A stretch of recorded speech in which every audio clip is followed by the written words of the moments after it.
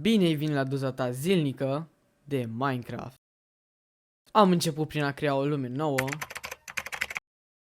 Bun, și am văzut că ne-am spawnat în deșert, dar nu este nicio problemă. Am încurcat jocurile și m-am crezut că sunt pe Fortnite, așa că m-am dus să iau niște high ground. Zona aia mi s-a părut interesantă și am zis să mă duc să iau niște lemn de început.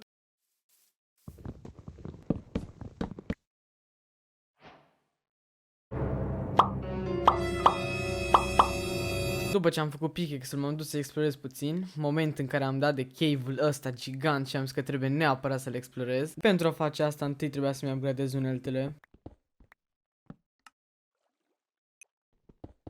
Pentru a explora cave-ul aveam nevoie de mai mult lemn și mâncare, pentru că știam că nu mai ies de acolo o săptămână. Așa că numai bine am văzut copacul ăsta. Uitându-mă înapoi mi-am dat seama că nu pot lăsa copacul tăiat pe jumate, așa că m-am întors să termin treaba.